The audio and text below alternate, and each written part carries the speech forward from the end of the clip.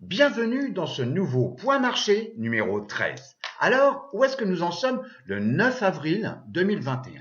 On revient sur l'histogramme où, entre 2009 et 2020, on a fait la distribution quand est-ce que, en pourcentage, le mois finissait plus haut qu'il n'avait commencé. On avait évoqué le mois de mars. Le mois de mars, pratiquement 60% des fois, on finissait plus haut qu'on avait commencé. Et j'avais évoqué également qu'au mois d'avril, entre 2009 et 2020, 90% des fois, on finissait plus haut à la fin du mois d'avril qu'on avait commencé. Si on voit maintenant, donc, les bougies sont des bougies mensuelles. On a ici les bandes de Bollinger, ok, la moyenne mobile, donc 17 mois. Et on voit comme quoi, le mois de mars, on a bien fini plus haut qu'on avait commencé. Le mois d'avril n'est pas fini. Mais cependant, à noter quand même, là, on vient de finir la semaine, on date donc du 9 avril, on a une bougie qui est pleine, donc ça veut dire que, on a fini cette semaine plus haut qu'on a commencé le mois d'avril, et on vient de faire un plus haut historique. On va voir maintenant le VIX. On va voir les cours. Alors, le VIX. Bon. Le VIX, vous voyez comme quoi on avait cette zone de support qui a tenu pendant un bon bout de temps. Et on l'a cassé. Bon, on l'a cassé donc au mois de mars. Ici, on vient de combler le gap haussier qu'on avait eu ici donc en février 2020, donc il y a plus d'un an, vous voyez, comme quoi on vient le combler, mais longtemps après. Et est-ce qu'on va avoir tendance à revenir sur des zones de quiétude, c'est-à-dire des zones où on avait la volatilité, le VIX, dans la zone des 12, 11, 13. Je ne sais pas, c'est le marché qui va décider. Mais quoi qu'il en soit, on a comblé le gap donc haussier et on est bien donc sous la moyenne mobile 10 jours, sous la 50 et sous la 200. Et la 50, la moyenne mobile 50 en noir ici, elle est bien sous la moyenne mobile 200 jours. Si maintenant on compare la volatilité, j'en ai déjà parlé, la volatilité de la volatilité par rapport à la volatilité. Bon, on voit comme quoi, on voit bien ici en orange, vous avez donc le SPX, le SP500, l'indice, ok. Et là, vous avez donc la comparaison, le VVIX divisé par le VIX. J'avais évoqué comme quoi en disant, attention, généralement quand le VVIX divisé par le VIX coupe à la baisse la moyenne mobile, ici en noir, 50 jours, il y a des probabilités de retracement sur l'indice. Et on l'a vu comme quoi ça se produisait, comme quoi ça s'est produit également ici. Bon, vous voyez que depuis quelques jours, on est repassé au-dessus de la moyenne mobile 10 jours de la comparaison et qu'ici, on est quand même largement au-dessus de la moyenne mobile 50 jours. Donc, vous voyez, et en plus, on vient de se faire ici, donc la volatilité de la volatilité est plus réactive que la volatilité elle-même. Et vous voyez comme quoi, parce que le VIX il baisse, on l'a vu, ok. Et donc ici, on vient de se faire un plus haut depuis un paquet de mois. Bon. Si maintenant on regarde, donc ça c'est la distribution entre les valeurs de croissance et les valeurs value. Ok, valeur de croissance, Apple, Google, ok, valeur value, les bancaires, voilà, JP Morgan, etc. Donc des valeurs value, qui très souvent ne réagissent pas de la même façon, sont moins réactives, moins percutantes, voilà. Et c'est ce qu'on avait évoqué, c'est-à-dire le marché sortait un petit peu des GAFA, sortait un petit peu de la technologie et tout, et on voyait comme quoi les valeurs de croissance avaient moins le vent en poupe par rapport aux valeurs value. Les bancaires, on a vu que les bancaires avaient fait on le verra sur la roue sectorielle, mais avaient bien progressé. Et on le voit bien ici. Et on est venu ici tester une zone de support qu'on a déjà travaillé préalablement. Et puis là, action-réaction, on est revenu tester, vous voyez, une fois, deux fois, cette nouvelle ligne donc de support, et puis action-réaction, rebond, et ici on vient tester la moyenne mobile, donc 50 jours en noir, 50 jours de la comparaison, qui est pour l'instant baissière et qui avait cassé à la baisse la moyenne mobile 200 jours, de la comparaison toujours, et qui est maintenant flat. Alors demain c'est un nouveau jour, ok? Maintenant, si on compare, donc, enfin, si on regarde maintenant les valeurs, les FANG, ok, à travers l'indice NY-FANG. On voit comme quoi, effectivement, hein, c'est le même constat VUG par rapport au VTV, ok, on voit comme quoi on a délaissé les Apple, les Netflix, etc., les Amazon, bon, on l'a bien vu. Et puis, on est revenu ici tester donc la moyenne mobile, donc 50 jours de l'indice. On revient tester ici cette zone donc de support, ok. Et puis, action-réaction, on revient donc casser à la hausse la moyenne mobile 10 jours, la moyenne mobile 50 et la 200, ça se voit quand même, elle est toujours haussière. Donc, et là, vendredi, le 9, on est venu clôturer au-dessus de la moyenne mobile 50 jours. Bon, alors, et en même temps, on vient de casser le plus haut qu'on avait ici. Alors, tant qu'on n'a pas dépassé donc le plus haut ici, on n'a pas la confirmation comme quoi on va continuer le train haussier. Donc, c'est les prochains jours qui vont me le dire. Mais en tous les cas, pour cette semaine qui vient de se finir, on a quand même des points positifs. Ok? On revient donc sur la présentation. Donc, on va voir maintenant les marchés US. Eh bien, je vous propose, on se retrouve, mais sans la caméra. Alors, le SPX, vous voyez comme quoi, hein, c'est ce que je vous ai dit, on vient de faire un plus haut historique le 9 avril. Vous voyez, donc, et là, on est au-dessus de la moyenne mobile 10 jours qui est elle-même au-dessus de la 50. La 50, on l'a testé là, on l'a retesté ici, donc début mars. On a ici une ligne de tendance qui date donc déjà depuis avril 2020, donc depuis le point bas, juste après le point bas qu'on a eu en mars, donc il y a plus d'un an maintenant, en mars 2020. Ok. Et puis on suit cette ligne de tendance. Et à noter également la moyenne mobile 200 jours, elle est quand même haussière. Bon.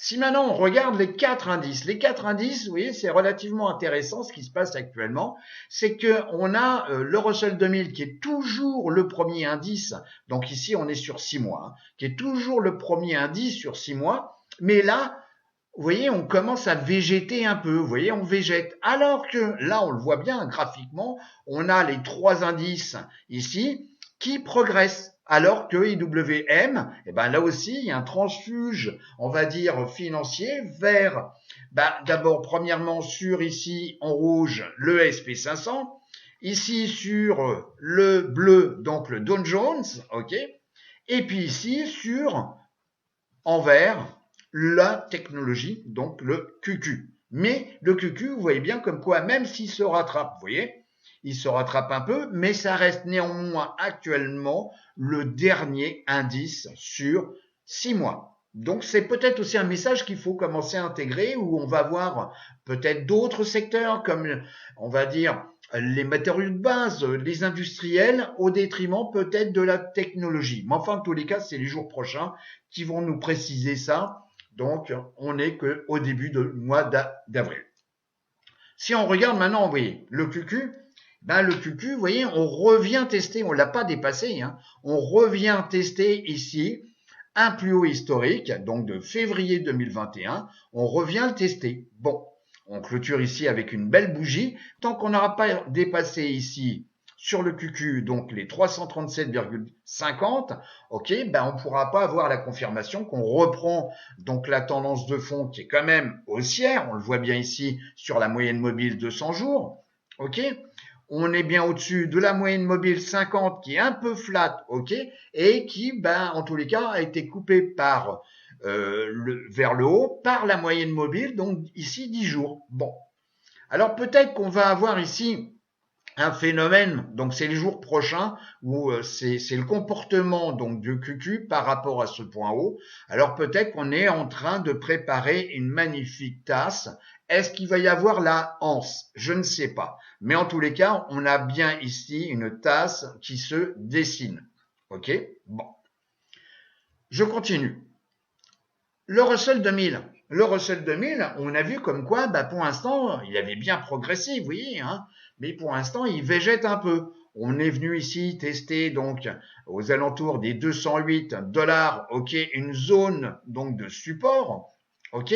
On a cassé ici donc à la mi-mars le plus haut qui avait été réalisé ici au mois de février, le 10 février. Bon, mais pour l'instant, on n'a pas dépassé ce plus haut, hein, donc ici même chose, même punition. On n'a pas dépassé ce plus haut, donc aux alentours des 234 $, ok.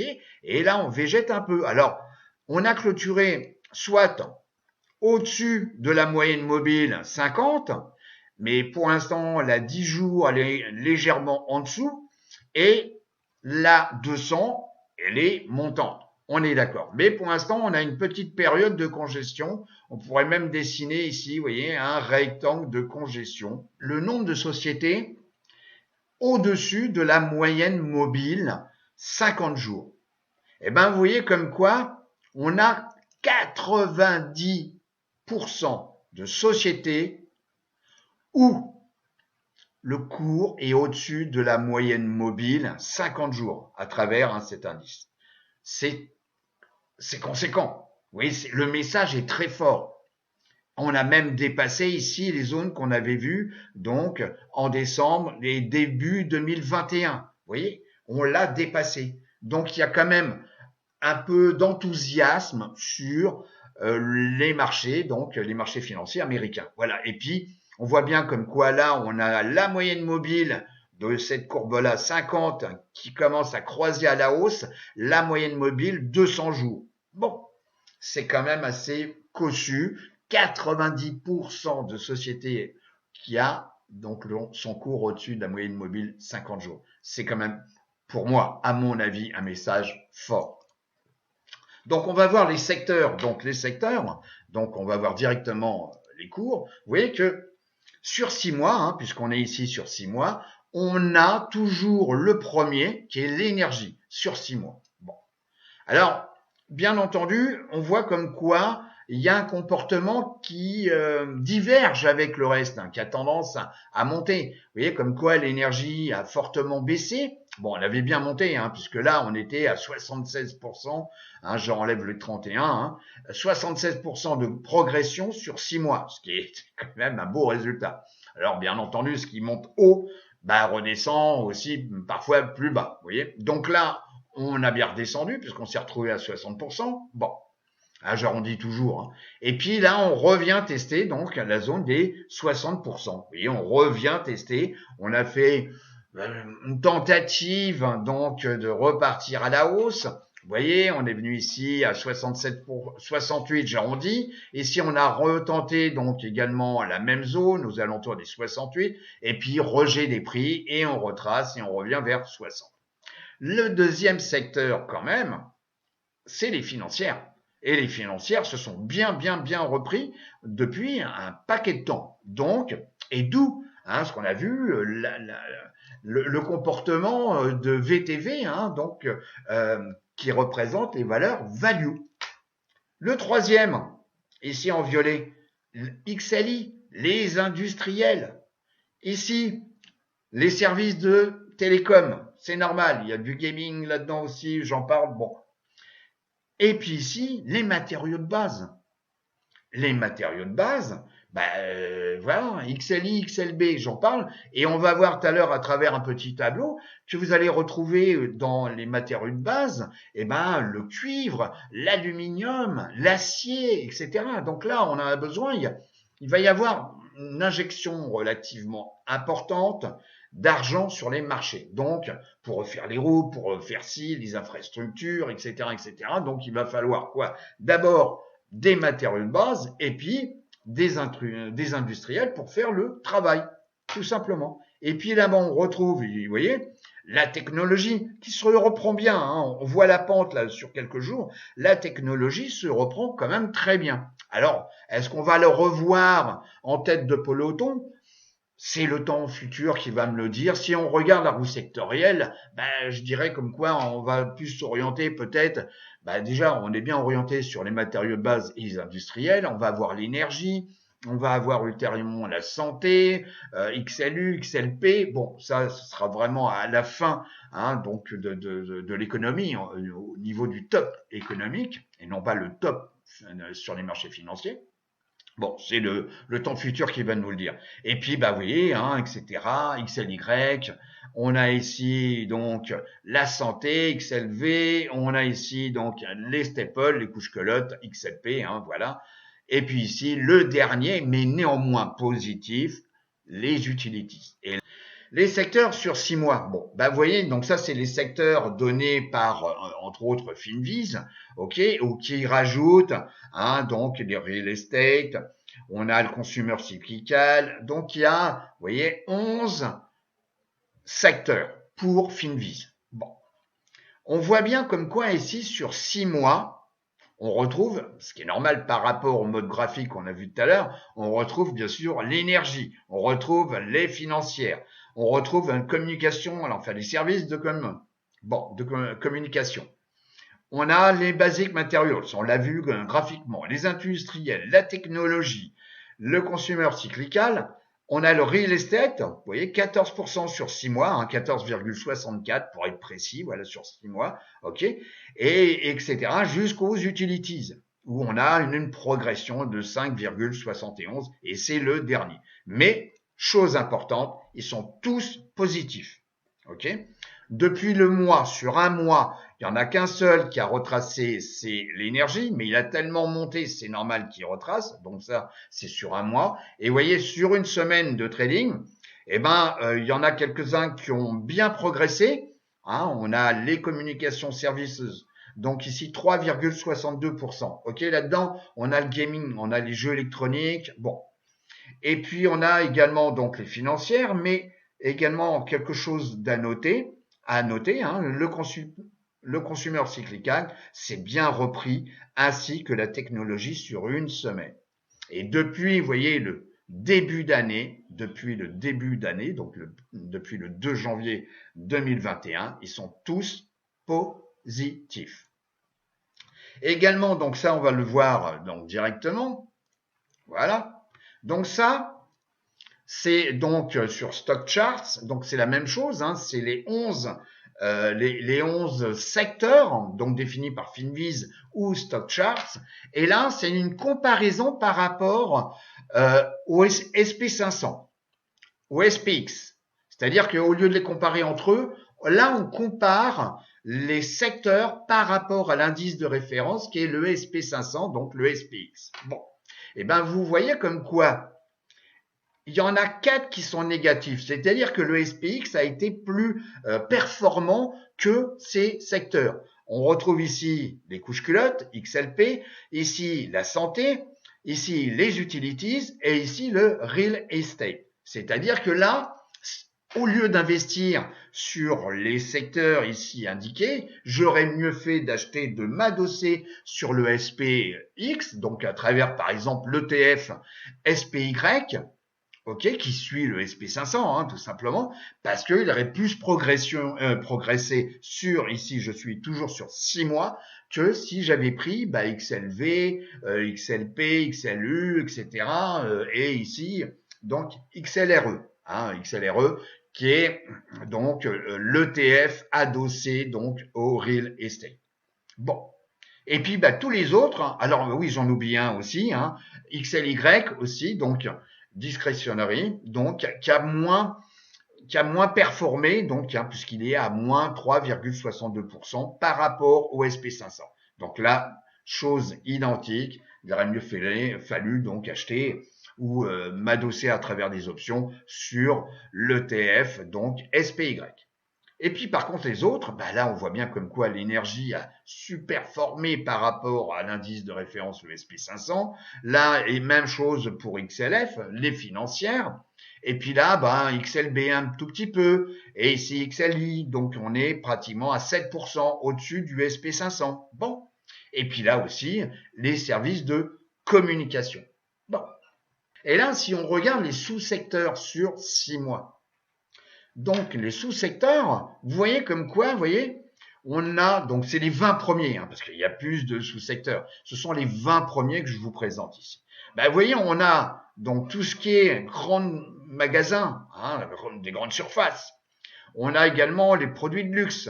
On a tout ce qui est donc drilling, c'est donc recherche et raffinage, donc oil et le gaz. On a l'aluminium, matériau de base, l'uranium, matériau de base.